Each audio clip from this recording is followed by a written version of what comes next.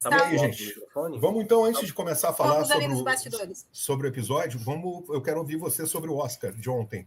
O que acharam aí da cerimônia? Quais são os comentários, né? Vocês aí que são fãs de cinema e de cultura pop, né? O que vocês gostariam de falar sobre... fazer que nem o Clodovil, né? Olha para a lente da verdade agora e fala aqui o que tu quer falar sobre o Oscar. Vamos começar pelo Silvio. Eu fiquei muito orgulhoso, né? Os filmes argentinos, eu não sei de cor os filmes argentinos que já venceram o Oscar, né? Mas alguns dos filmes argentinos que venceram o Oscar, que pelo menos chegaram fortes na disputa, eram geralmente filmes que falavam justamente sobre a ditadura militar, como Garagem Olimpo, por exemplo, que é um dos filmes mais fortes sobre a era da ditadura lá na região, né, da Argentina e tal, e é um filme que é um soco no estômago também, né? É um filme muito difícil de assistir. Se vocês não assistiram, recomendo, mas já vou avisando que é um filme difícil de ver, né? Não é um filme impalatável quase, sabe? Ele não, você não digere ele direito, mas ele é feito para ser assim. Então é muito, muito importante que o nosso primeiro filme a vencer o Oscar seja um filme sobre um assunto mal resolvido aqui no nosso país, né? Porque a eclosão de políticos que defendem a ditadura mostra que esse assunto não foi resolvido, né? A anistia aqui no nosso país, ela não foi para nós, né? Ela foi para eles, não foi para nós, não foi para a sociedade civil, foi para eles, serviu para eles, não para a gente. E a anistia, infelizmente, apagou da nossa história e em parte do nosso imaginário boa parte sobre o que foi esse período, né? A ponto de mentiras como né, antigamente era melhor, né? Havia ordem, havia controle. Que mané ordem, né? Vai ver a taxa de analfabetismo que era, vai ver o nível, vai ver a inflação, vai ver as dívidas que o país fez naquele período e você vai ver o que tem de ordem, o que tem de progresso ali, né? Em quase 30 anos de ditadura. Oficialmente vai de 64 a 85, né? A partir de 85 começa a reabertura, mas se a gente considerar de 85 até a redemocratização de fato, né? Até 89, então são quase 30 anos, né? Então é um período complicado e é muito importante que o primeiro filme a vencer o Oscar, o primeiro filme a chamar a atenção internacionalmente no nosso país, seja o filme que fale sobre isso, né? Que é um assunto do qual nós aqui não ouvimos tanto, né? Não são temas geralmente de novelas, não são temas de... Falo novela, gente, porque indiscutivelmente novela é o grande produto da cultura pop no Brasil. É indiscutível isso, é o grande produto, né? É novela e futebol, são os dois grandes produtos da cultura pop que são produzidos em massa aqui e movimentam milhões e milhões de reais todos os anos, né? Mas falta livros sobre o assunto, falta mais filmes digerindo o assunto, né? Quando a Segunda Guerra Mundial terminou, houve uma procura por histórias sobre a Segunda Guerra Mundial, né? E por exemplo, o Anne Frank, o Diário de Anne Frank, ele surge dentro dessa característica. As editoras queriam contar aquela história justamente para que aquilo não fosse apagado, para que a história do Holocausto e das tragédias não fossem apagadas, né? Isso aconteceu não só no caso ali da Europa, mas aconteceu no mundo todo. Filmes sobre a Segunda Guerra Mundial foram desenvolvidos. No Japão, eles criaram o Godzilla, nada mais era do que uma espécie de digerir, eles estavam digerindo tudo aquilo que houve ali em Hiroshima e Nagasaki, né? Então, poxa, nós levamos muito tempo para fazer do nosso cinema uma potência que falasse sobre isso, né? Eu sei que tem outros filmes, né? Tem Batismo de Sangue, né? Acho que Glória Feita de Sangue não, esse é do Kubrick, é Batismo de Sangue, né? Tem um filme sobre o Frei Dito também, né? Que eu esqueci o nome, mas tem um filme sobre o Frei Dito. Tem aquele filme que também concorreu ao Oscar, mas não ganhou, que foi o Que é Isso, Companheiro. Então nós já estávamos ensaiando sobre isso, mas são coisas assim, né, bem pontuais, né? Bem pontuais, é um a cada quase 15 anos. Então a gente espera que essa vitória no Oscar traga mais incentivos para que a gente possa discutir mais sobre essa época, sobre esse período, e que novos filmes, agora incentivados pelo Oscar do Walter Salles, possam surgir. Né? É o que eu penso. E só uma correção, ontem eu falei que era o primeiro filme da Globo Filmes, né? Não, é o primeiro filme da Globoplay. Não da Globo Filmes. A Globo Filmes faz filmes desde lá dos anos 80, dos anos 90, né? Então eu falei errado, né? Não é o primeiro filme da Globo Filmes, é o primeiro filme da Globoplay, que é uma outra marca, mas é tudo do Grupo Globo, né? Mas é uma outra marca. E essa questão da memória que tu levantou é muito importante, e tu citou o exemplo do Japão também, que veio ali os reflexos tal, do Godzilla e tal. Eu vi um documentário uns anos atrás, eu não sei se esse documentário foi lançado no Brasil, porque eu acho que eu só me lembro do nome dele em inglês, que era White Light, Black Rain, né? Luz Branca, Chuva Negra. É um documentário sobre o atentado lá contra Hiroshima e Nagasaki, e ele mostra uma coisa chocante: os jovens, eu não me lembro qual é a data, né? Mas aqui para um japonês seria, por exemplo, o gaúcho sabe o que é o 20 de setembro, tal, tem essas datas marcadas, né? Então o Brasil é 7 de setembro, né? O Brasil. E os jovens, foi em agosto, né? Eu não me lembro o dia, os jovens japoneses eles já não sabem, por exemplo, o que aconteceu no dia tal de agosto de 45, e os jovens não sabem, né? Ou seja, foi feito um apagamento e de uma coisa brutal que não poderia ter sido esquecida jamais, né? Então, como é importante que venha um Oscar para um filme como Ainda Estou Aqui, e aí passando para a Dari, já pegando o gancho do Silvio, ainda mais, Dari, nesse momento em que se descobre, né, que se descobriu já, e agora já está muito avançado até, que houve um planejamento de golpe de Estado no Brasil, visando implantar uma ditadura militar inspiradíssima na de 64. Então é importante, né, vir o Oscar para um filme que trata sobre isso. Boa noite a todos. É um Boa prazer noite. Estar aqui. E justamente nessa situação em que muitas pessoas questionam a validade ou tentam fazer uma releitura da história, distorcendo ou até mesmo recriando fatos sob uma outra perspectiva do que foi a nossa ditadura militar no Brasil. A mesma perspectiva quando nós dissemos que aconteceu aqui uma revolução farroupilha no Rio Grande do Sul, e em documentos oficiais que nós temos, muitos oficiais, inclusive das Forças Armadas e da história dita política do país, não entendem e não registram enquanto Revolução Farroupilha, mas como um daqueles conflitos que nós tivemos, regionalistas, nos estados, como foram os outros eventos. Canudos, por exemplo, para a gente aqui é muito pouco explorado ainda. Nós não falamos sobre Balaiada, Sabinada, enfim, é uma série de revoltas que nós tivemos ao longo do nosso país, da população civil, buscando seus direitos, né? E não apenas recebendo um documento assinado, como foi aquele da abolição da escravatura, ou como foi o da nossa República da Espada, né?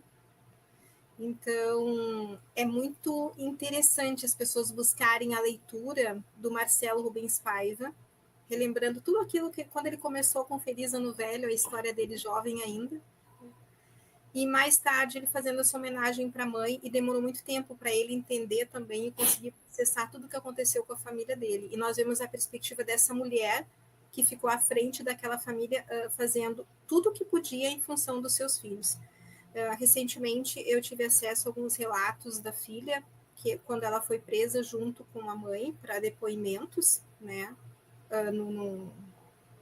naquele processo investigativo que você tinha de ficar nos chamados porões da ditadura, e que muitas coisas ela não havia dito para a mãe, não contou o que ela passou também, assim como se presume que a mãe não tenha falado muitas das coisas que passou naquela investigação quando elas foram detidas. E algumas pessoas criticando muitas vezes essa menina que ganhou, essa atriz.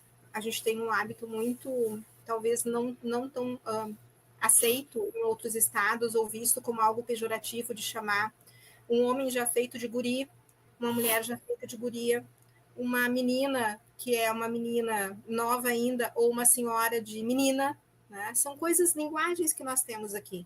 Essa atriz que ganhou, a Nora, ela fez um papel muito interessante de uma mulher dentro da prostituição, assim como Julia Roberts havia feito um papel muito interessante dentro da prostituição. Não invalida nenhum dos filmes, muito menos dessa atriz que ganhou. E, no entanto, as pessoas criticam e dizem que era um papel de menos-valia. Eu acredito, principalmente quando viram que Fernanda foi a que primeira vibrou e foi lá cumprimentá-la, e a gente tem registros disso na página do Oscar. E nós vimos que esse ato de cumprimentar demonstra a nobreza de uma profissional a outra, da ética profissional e, acima de tudo, da sororidade. Eram mulheres sendo representadas. Não vou entrar no viés de que era um filme baseado, Anora, na prostituição, mas é aquela prostituição vista pelo fetiche e fantasia dos homens numa sociedade machista e masculinizada, igual Julia Roberts, né? Que a moça esperou alguém salvá-la, inclusive com aquela missão que as mulheres têm de acalmar e amansar as feras, e um homem que seria um vândalo, um brutamontes, alguém do perigo, se tornou uma pessoa boa e gentil e mudou a vida. Então, impingem às mulheres esse papel de que elas têm esse grande poder, né, de com a sua fala, com a sua ação, esperando ser salva do alto daquela torre do castelo, lá nos porões algemada, que ela vai ser salva. Não é nesse sentido. Elas são atrizes, independente de como ela se manifestou ou não. O que a gente viu ali naquela cerimônia é que eram mulheres incríveis. A Demi Moore, com o filme que ela fez da Substância, maravilhoso, que justamente foi colocado na vida real. Quer dizer, uma mulher com uma certa idade foi trocada, né, por uma muito mais jovem, endeusada por uma muito mais jovem, descartada enquanto ela tinha mais idade. Foi o que aconteceu nessa cerimônia. Exatamente isso. Né? Se não fosse Fernanda, Demi Moore fez um trabalho magnífico mostrando o que é que acontece hoje em dia. E, no entanto, poderia ter sido ela a receber esse Oscar. Não estou invalidando nenhuma das outras atrizes, muito menos essa atriz bem jovem. Mas é assim, ó, é quase como uma história se repetindo. Até mesmo o vestido rosa da Gwyneth Paltrow, né? Que ganhou aquele primeiro em relação impressionante. O mesmo vestidinho rosa, essa que tinha um vestidinho preto. Em homenagem a isso, né? A pessoa já veio aqui um chapeuzinho. A minha fantasia de hoje é essa. Né? Mas o leque de Veneza permanece em outro tom agora. Não, é sério. É algo assim, ó, as pessoas tomam as dores por um filme de um diretor, Walter Salles, é um daqueles bilionários que nós temos aqui no Brasil, com toda uma estrutura para poder fazer bons filmes. Que bom que ele faz isso, né? As pessoas não precisam taxá-lo e apontá-lo e relembrar isso também. Mas é uma carta marcada, talvez. Eles estão dançando conforme a música do país deles. Que premiação é essa? Né? Há quase 2 décadas eu não assisto a cerimônia do Oscar. Eu assisto extratos de falas depois, eu acompanho daqueles atores e atrizes aos quais eu sei que vão fazer uma apresentação muito boa, uma fala muito interessante, mas há quase 20 anos eu já não acompanho mais, porque a gente já imagina o que vai acontecer, assim, nesses termos. Pô, e o Brasil recebeu o Oscar das mãos da Penélope Cruz, hein? Bela, belíssima, que coisa fantástica, então, né? É outra mulher estigmatizada pelo visual dela, por ser uma mulher sensual, começar com papéis explorando essa sensualidade dela, se imaginou e se taxou aquela menina como uma chicana que não teria nada mais além do que o próprio visual e da estética para mostrar essas invalidações da mulher enquanto profissional e das suas histórias, é que talvez a gente tenha como lições disso tudo. A gente entende o que aconteceu, mas é importantíssimo a gente sempre lembrar o que está por trás de cada apresentação feita ali. Há muitas leituras sobre, assim como há muitas leituras sobre muitas camadas sobre esse episódio de hoje que nós vamos discutir. E a Mickey Madison, o nome da guria, eu não me lembro. Eu acho que foi o primeiro filme que ela não morreu queimada, né? Porque ela morre queimada num dos Pânicos, né? Era uma vez em Hollywood. Inclusive, o diretor, na hora de receber o prêmio, quando foi o Tarantino que entregou, né? Ele agradeceu o Tarantino. Olha, se não fosse teu filme, a gente não teria a Nora e tal. Mas, enfim, né? A gente sabe como é que é, né? É legal, é bacana, é um lance cultural muito interessante, mas né? Não dá para esperar que seja melhor. Vibrei muito quando teve aquela abertura que eu vi, que eu acompanho direto, o menino que é o Wiki, que interpreta o Deadpool, que é o dublê do Deadpool nos filmes. e ele estava lá no Oscar. Aquele eu acompanhei muito bem acompanhado, estava ali na pagininha dele vibrando. O cara é bom. É uma sátira, então, né? Eles fazem piadas deles mesmos, assim. Vocês estavam falando do México. O México acho que foi a primeira região onde os Estados Unidos deu... A indústria hollywoodiana deu destaque, né? Antes de vir Parasita e tal. Quando ela premia o Cuarón, quando ela premia o Iñárritu e o Del Toro, né? Então, porque eram diretores que talvez há 30 anos atrás teriam passado batido. Grandes diretores, né? Principalmente o Del Toro, um dos grandes diretores, talvez o maior de todos os tempos. O Labirinto do Fauno, gente. O que é o Labirinto do Fauno? Talvez um dos maiores de todos os tempos, né? O México tem uma história em relação a Hollywood muito importante, porque foi um dos primeiros grandes mercados que Hollywood abriu. Eles filmavam duas versões dos filmes.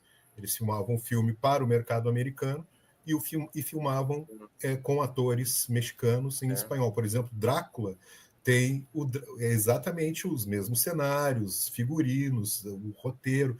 O filme é praticamente idêntico, só que em espanhol e com atores hispânicos. E é ruim pra caramba, assim, comparado ao oficial, né? Mas tem essa curiosidade interessante, né, de ser o México ser um mercado. E por falar em México, eu estava vendo no Instagram o pessoal no México comemorando lá a derrota do Emília Pérez. Muito legal. Ficou todo mundo puto com o diretor, que realmente, né, poxa... É uma falcatrua o filme, né? Uma falcatrua, uma canalice também, né? Ele falar que o idioma... Ele decidiu fazer um filme em espanhol porque ele achava que era um idioma de pessoas sobre terceiro mundo e tal. Nossa, só comentário errado, né? Depois de tanto tempo, o Oscar levou para poder dar valor para os diretores e atores e todos os produtores mexicanos, né? É um país que está ali vizinho, do lado dos Estados Unidos, contribuiu tanto para o cinema. Aí vem o cara e fala um negócio desse, pedir para ser ignorado mesmo, né? Assessores. Na verdade, o que falta para essas pessoas, elas podem não ter o mínimo senso possível. Qualquer pessoa em posição de comando, mas se ela escolhe bem os seus assessores e ela confia nesses assessores, não acontece tanta coisa errada. Nosso país não teria passado tanta coisa se tivéssemos bons assessores. É uma campanha, também não mas é um francês também, né? Com a visão bem eurocêntrica, né? Isso já aconteceu, gente. Por exemplo, o Orfeu Negro. O Orfeu Negro foi o primeiro filme brasileiro a concorrer ao Oscar. É um filme legal. Eu gosto do filme. Ele tem Orfeu Negro é com o Grande Otelo? É o com o Grande Otelo? Não, é um outro ator que inclusive ele foi jogador de futebol. Então. Ele era gaúcho. Ele era aqui de Porto Alegre. E ele foi jogador de futebol e ator. Vejam esse filme, até gostaria de saber a opinião de vocês. Ele é um filme que eu acho bonito, bem feito. As externas no Rio de Janeiro, né, são muito interessantes, mas é a visão de um homem branco francês. Então ele meio que infantiliza os negros brasileiros, né? É uma visão assim romântica, né? Romantizada, que não corresponde à realidade. É um filme bem realizado, não é à toa que ele foi indicado ao Oscar, né? Mas tem esse problema, assim, vale como curiosidade cinematográfica. Já que estamos falando de filmes, eu me surpreendi muito com a Argentina produzindo algo. No Festival de Sundance apareceu e foi premiado Gaúcho Gaúcho. Então, eles estão divulgando muito isso. A Whole Film está divulgando direto. Então, para quem puder acessar e conseguir entender essa perspectiva, que nós nos entendemos enquanto gaúchos, e quando nós vimos os gaúchos argentinos, nós percebemos o quão não gaúchos nós somos. Então, é um filme muito bacana. É na perspectiva, é um documentário, ele mostra cenas e entrevistas com o que acontece na Argentina, com essa lida do campo daqui. E me surpreendeu muito essa produção. A gente, às vezes, desconsidera os países menos favorecidos com a divulgação e com as mídias que nós temos da grande indústria cinematográfica. A indústria cultural, ela minimiza esses valores e que podem surgir disso. Eu acredito que talvez essas leis que nós temos no Brasil, por exemplo, nas escolas, nós temos uma lei dizendo que deve haver a exibição de 2 horas mensais de filmes nacionais, prioritariamente, se possível, curtas nacionais, dentro de cada escola. Eu me pergunto qual é a escola que cumpre 2 horas mensais de exibição de filmes nacionais, dando ênfase estadual, né? à nossa produção. Deve ser estadual, deve ser daí. Deve ser uma coisa estadual, então, deve ser típico daí, né? Porque é uma lei em São federal, Paulo eu nunca ouvi falar disso. Prof, é uma lei federal, né? Que Mas, assim, existe. só para falar, eu não e a sabia. gente não vê, não sabe, não dá valor, né? Não sabia. O Weinstein aqui, só para falar, o Walter Salles, ele não tirou dinheiro do bolso para fazer o filme, né? Ele é um dos produtores, é evidente que a produtora dele, mas o filme é da Globo, ele foi produzido pela Globo Filme. Mas a campanha midiática dizem que gastou. O filme teve 45 milhões mas não foi, de orçamento. Mas não teria problema Sony, algum, né? Mas teria algum problema se ele tivesse? Nenhum, acho que foi a Sony, né? É privado? Existe uma coisa que é o nome dele. O nome dele já é um patrimônio. O nome já é afastado do patrimônio. Então, quando ele diz, vou investir, vou ser o diretor de um filme, estou captando recursos para isso, quem quer investidor, as pessoas vão porque sabem que são seguras. Né? Então, é isso. Mas acho que isso vai muito mais em relação à qualidade do que ele produz do que simplesmente o fato dele ser rico. Evidentemente que o fato dele ser rico o ajudou... Pode falar. Não menosprezamos o talento dele e a perspectiva e a ótica dele. Né? Ele acerta muito bem nos filmes que ele faz e ele tem um olhar muito generoso. E eu acredito que pessoas trabalhando no meio como ele trabalha dificilmente sobreviveriam fazendo filmes assim, com esses certamente atores. Certamente o dinheiro que ele tem não atrapalha, né? Não, ele é muito, nem um pouco. Bom. Nem um pouco. O filme eu estava vendo isso hoje. Ele é um grande cineasta já, consagrado. Ele é um grande cineasta. Fez grandes filmes, isso independente dele ser bilionário, né? Bilionário não é gente, a gente costuma falar, mas no caso aí ele é um bom artista. Um grande uma das exceções, talvez, né? Ele é o terceiro filme dele no Oscar, que primeiro vem Central do Brasil, depois O Jardineiro Fiel e agora esse Arrebatando, né? É um filme que custou, pelo que eu estava vendo hoje, $1,5 milhão, né? Fora o marketing, e já lucrou mais de 20 milhões nas bilheterias mundiais. Ou seja, foi um sucesso. É um sucesso arrebatador, né? É um sucesso arrebatador. Espero que as pessoas também deem o mesmo valor dos filmes aos livros e que elas possam ter acesso também a esses livros produzidos. Porque nós precisamos da cultura do ler mais livros, assim como do ver mais filmes. Isso é fundamental. Gente, vamos então para o nosso assunto de hoje. Já falamos bastante sobre o Oscar. Participe no chat, quem está assistindo, sempre um prazer ter vocês aqui. Então, para fazer a ponte aí do Oscar, né, e para o Star Trek Deep Space Nine, pego aí o Gaúcho e o Gaúcho, que a professora Dariane estava falando, e uma vez eu fui lá no Tumblr do Robert Hewitt Wolfe e colei a foto do Worf vestido de gaúcho, que é o primeiro episódio que ele escreve para a nova geração, é aquele episódio do Velho Oeste, o Worf ele parece literalmente um gaúcho, né? Aí eu falei, olha, eu sou brasileiro, só que eu sou de uma região do Brasil ao sul e tal, e aqui a gente é conhecido como gaúcho. E ele adorou, né, essa história. E eu disse, o Worf, ele tá vestido como nós aqui, como os gaúchos. Aí ele ficou super feliz e fez uma brincadeira assim, tá, mas como é que vocês sabem se é o gaúcho daí ou da Argentina? Ele fez uma brincadeira, né? Mas aí rapidamente ele falou, não, tô brincando. E aí ele disse, pô, fiquei muito feliz de saber dessa história e tal, que vocês consideram o Worf que bacana seus. isso. Foi muito legal. Muito legal.